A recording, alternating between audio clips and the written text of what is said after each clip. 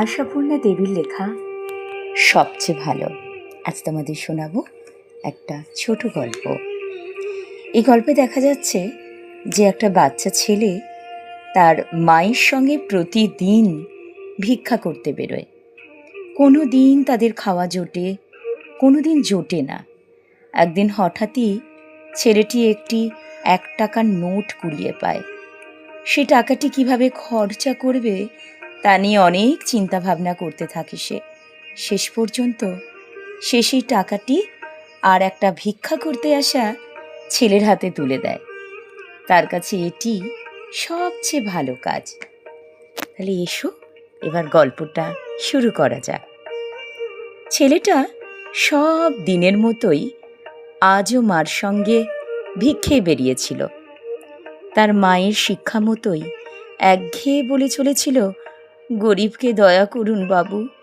মা গো, আজ 3 দিন কিছু খাই নাই। যেদিন ভরপেট খাওয়া জুটে যায়, ফুটপাতের ধারে ইট পেতে কাঠি কুঠির জ্বালানি দিয়ে মা মোটা মোটা লাল চালের ভাত রাঁধে। সেদিনও জগাইকে পেটে হাত দিয়ে কেঁদে বলতে হয়, আজ 3 দিন কিছু খাইনি মা। বলতেই হয়, জগাই জানে এই নিয়ম, আজও বলছিল, কিন্তু কেই বা কান পেতে শুনছিল। বলেই যাচ্ছিল। কেউ কেউ অবহেলায় একটা 3 নয়া কি 5 নয়া ছুঁড়ে দিচ্ছিল। ওর বেশি বড় কেউ দেয় না। দৈবাত 1-1 10 নয়া দেয়। জগাইয়ের জীবনে সেটাই সব থেকে বেশি পাওয়া। কিন্তু আজ একটা অদ্ভুত আশ্চর্য ঘটনা ঘটে গেল। জগাই জল জ্যান্ত একটা টাকার নোট পেল। তবে মানুষে দেয়নি, দিয়েছেন ভগবান। ভগবানই।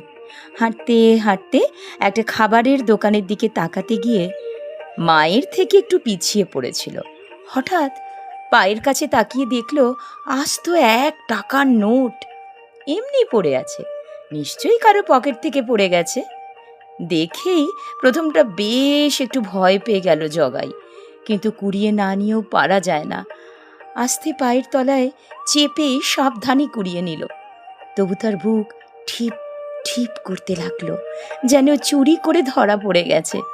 কিন্তু শহরের রাস্তায় কে কার দিকে তাকায়, কেউ দেখলও না।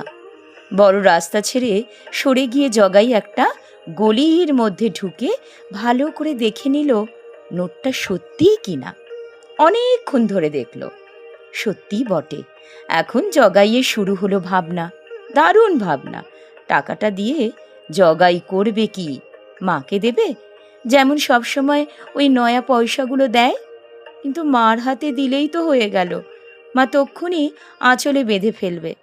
তখন জগাই একটু দেখতে চাইলেও দেখতে দেবে না। একবারও বলবে না, জগা তুই এটা কুড়িয়ে পেয়েছিস, তুই নে। না, মায়ের হাতে দিচ্ছি নে। মনে মনে বলল জগাই, আমি এটা নিজেই খরচা করব। কিন্তু আস্ত একটা টাকা কিভাবে খরচ করতে হয় জগাইয়ের জানা নেই। কখনো কখনো মাকে লুকিয়ে 5 নয়া কি 3 নয়া মুঠোয় চেপে রেখে দোকানে গিয়ে মুড়ি খেয়েছে। এই জগাইয়ের নিজের হাতে খরচ করা। জগাইয়ের সেই মিষ্টির দোকানটার কথা মনে পড়ে গেল, যেটার দিকে তাকাতে গিয়েই মার থেকে পিছিয়ে পড়েছিল। আস্তে আস্তে ঘুরে এগিয়ে এলো। কি সুন্দর ঝকঝকে কাচের বাক্সের মধ্যে নাম না জানা সব খাবার থাকে থাকে থাকে সাজানো। দেখে মনটা যেন কোথায় ভেসে যায়। বাবুদের ছেলেরা কি সুখী, রোজ এই সব খায়। তা জগাই একদিন সুখী হবে, ভগবান যখন তাকে দিয়েছেন। কিন্তু কাছে গিয়ে আর দোকানে উঠতে সাহসে কুলোয় না জগাইয়ের। হয়তো কিনতে চাইলে দোকানি ভাগিয়েই দেবে, হয়তো ধমক দিয়ে বলবে, টাকা কোথায় পেলি? কুড়িয়ে পেয়েছে বললে কি আর বিশ্বাস করবে ভিখারির কথা? কি কেউ বিশ্বাস করে? তাছাড়া মুঠোর মধ্যে টাকাটা ভিজে যাচ্ছিল। মুঠোটা একটু আলগা করে ভাবল জগাই, তাছাড়া একটু কিছু খেলেই তো টাকাটা এক্ষুনি খরচ হয়ে যাবে। কি হবে খেয়ে? তার থেকে অন্য ভালো কিছু করবে জগাই এটা দিয়ে। খাওয়া ছেড়ে দিয়ে পড়ার কথা ভাবল।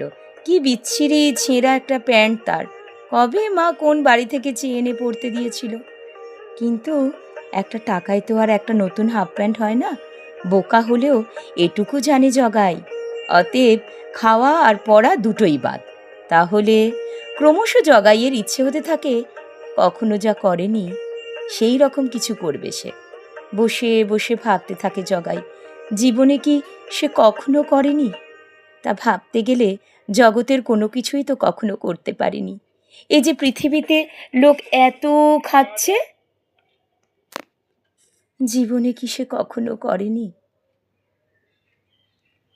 কত লোক খাচ্ছে, পড়ছে, সাজছে, গুচ্ছে, ভালো ভালো বাড়িতে থাকছে, গাড়িতে চড়ে বেড়াচ্ছে, দোকানে গিয়ে কত কি কিনছে। জগাই সেসবের কিছুই করতে পায়নি। আজকের গল্পটার অংশটা এই পর্যন্তই রাখলাম। আবার ফিরে আসব এর পরবর্তী ছোট্ট একটু অংশ নিয়ে। সবাই খুব ভালো থেকো। ধন্যবাদ।